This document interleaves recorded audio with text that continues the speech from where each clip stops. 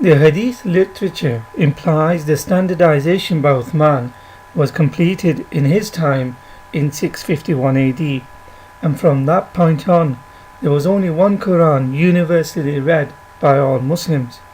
For example, Sahih al-Bukhari 4987 mentions that after the standardization by burning variant Qurans, Uthman sent copies to the then major Muslim provinces. Although it does not name them in this hadith, the provinces are thought to be Kufa, Basra and Syria, and he kept one for himself. Although the prevalent view is that there were 4 copies, there are other traditions that say he sent 7 copies. This includes Mecca, Yemen and Bahrain. Although the previous hadith says the Quran was supposed to have already been standardized by Uthman in the 7th century, yet in the 10th century Muslims were still reading the Quran differently. These are not dialectical pronunciation or different vowelizations, rather they were added or missing words, letters and pronouns in the actual text. For example, in Kitab al-Masahif, which means the book of Qurans, Masahif is the plural of Mashaf, meaning scroll, referring to the Quran.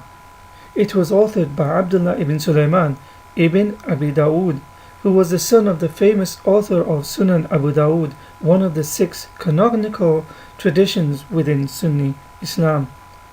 In his book he details hundreds of differences in the Qurans from his own time of the 10th century and before. Kitab al-Masahif is just one of many Islamic books that are referenced in Islam the Honest Truth and mentions these different Qurans. As an illustration, from page 40, he mentions Quran 57:24. The people of Medina read the verse with no pronoun huwa, which means he, whereas the people of Kufa and Basra read the verse with the pronoun.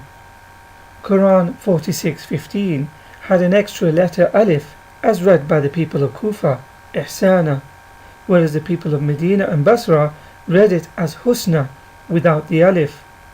Ihsana is an Arabic term which literally means beautification, perfection or excellence. Its applied meaning is taking one's inner faith and showing it in both deed and action. A sense of social responsibility born from religious convictions. On the other hand, husna is a feminine word which means beauty, good or best, as it is applied to the phrase Allah having the best of names, Asma'ul Husna. The point is, these 2 terms are not identical either in meaning or in script. For Quran 36:35, the attached pronoun who, meaning his, was not read by the people of Kufa, whereas the people of Medina and Basra did. Quran 23:87, the preposition li, meaning for, is missing when read by the people of Iraq. The next 2 verses Ibn Dawood in his Kitab al-Masahif groups together. For Quran 42:30, he explains the people of Hijaz, Arabian Peninsula, read the verse without the extra connector fa, which indicates an immediate consequence. The people of Iraq read it with the connector. For Quran 43:71, the people of Iraq did not read the conjunction ma, which means whatever. Its purpose is to connect clauses. However, the people of Hijaz, Arabian Peninsula, read it with the conjunction. Note, so far what is evidenced is that these are not dialectical, diacritical or pronunciation differences with the original skeletal text of the Quran intact, as modern Muslims claim, by simply explaining the differences away as Qiraat or Ahruf. Rather, these differences are extra letters and words in the text, or missing depending on the viewpoint of the Quran. In all cases, it has the ability to change the meaning and the construction of the text. From page 51 in Kitab al-Masahif, Ibn Abu Dawood mentions Muhammad's close companions having very different Qurans. For example, the very first chapter of the Quran, in Umar's Quran, he read it without the relative pronoun alladina, which means those, as it is read in today's Quran. Instead, Umar read it with the word man, a subject pronoun, and instead of wala, which means and not, indicating negation, he read it with the preposition ghayra. Ali read Quran 2:285 without the words from his Lord, min Rabbihi, which is included when compared to today's Quran. Instead, in its place, Ali read it with the extra words and believed wa amana.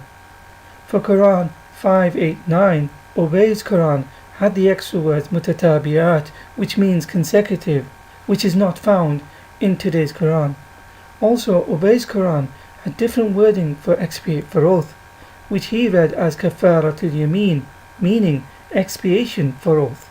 In today's Quran, it is read as kafaratu aymanikum, which means expiation for your oaths. For those who say these are only minor differences with a single word, letter or pronoun difference, consider Ibn Abbas's Quran 2:158. It has the extra negative word la, meaning no or not. Indeed, it is a small word, but it does have the capacity to drastically change the meaning of any sentence. In this case, from to do tawaf, circumambulation, to not doing it. Abdullah ibn Zubayr's Quran 5:52 has the extra word fasaq, sinners, that is missing from today's Quran. Aisha's Quran 33:56 has an entire sentence, those who pray from the first ranks, which is missing from today's Quran. Hafsa, Aisha and Salama's Quran 2:238 had the extra words Asr prayer, which is not in today's Quran. From page 54 onwards, Ibn Dawood mentions many differences from Abdullah ibn Mas'ud's Quran when compared to today's Quran, bearing in mind he was supposed to know the Quran the best, as mentioned in part 1 of the series. These are not minor differences with the skeletal text intact. Rather, in his Quran were extra or completely different words. There are too many to mention, but as an illustration of some of these, consider Quran 4:40, where he had a completely different word, namla, meaning ant, in his Quran, whereas today's Quran says dharra, atom or grain. For Quran 2:198, he read the extra words fi mawasim al-hajj, in the Hajj season, which is missing from today's Quran. For Quran 2:229, Ibn Mas'ud read it as they all fear, yakhafu, whereas today's Quran it says they both fear, yakhafa. Ibn Mas'ud had an extra preposition an, which means about or regarding to, for Quran 2:217, which is missing from today's Quran. For Quran 2:233, he had a completely different word for complete, which he read as yukammila, whereas today's Quran it reads as yutimma. For Quran 21:82, Ibn Mas'ud read a singular verb for diving, yaghus. Therefore, he had a singular verb for work, ya'malu. Today's Quran, it is in the plural for both verbs, yaghusuna and ya'maluna respectively. Ibn Mas'ud's Quran 27:22 had an extra letter ya, as the verb wait was read in the present tense, fayamkuthu. In today's Quran, it is in the past tense, famakatha. In Ibn Mas'ud's Quran 35:40, the word for proof, bayina, is in the singular, whereas today's Quran, it is in the plural, bayinat, proofs. In Ibn Mas'ud's Quran 47:18, there is a missing relative pronoun, that, and it is used to indicate a sentence that needs a clause. Today's Quran has this extra word, which changes the vowelization and pronunciation of the subsequent word to ta'tiyahum in today's Quran. In Ibn Mas'ud's Quran, because he read it without this extra word, he pronounced the subsequent word as ta'tihim. As evidenced, contrary to the common contemporary Islamic rhetoric of an unchanged one Arabic Quran with the skeletal text intact, there has always been more than one Arabic Quran, each one with its own recitation, added or missing letters or words, which has the potential to change the meaning of a verse or a sentence. However, according to Quran verse 85:22, there is only supposed to be one perfectly preserved Quran that comes from the heavenly tablet, meaning there should only be one Quran in recitation and content. All these Qurans cannot all be recorded and preserved in the heavenly tablet, as some of these Qurans have extra words and letters. None of these differences should ever have arisen if it was indeed miraculously preserved from a heavenly tablet. The conclusion then, according to Islamic literature, the Quran was supposed to have been standardized during Uthman's time in 651 AD, when he burnt variants. He burnt all except one, yet Muslims say Allah gave the Quran in 7 readings. Nonetheless, Uthman cannot have been successful, because during the 10th century, Muslims from different provinces were reading the Quran differently. These were not dialectical vowelizations or pronunciation differences, rather extra letters, words and pronouns in the actual text. Muhammad's close companions read the Quran differently from one another.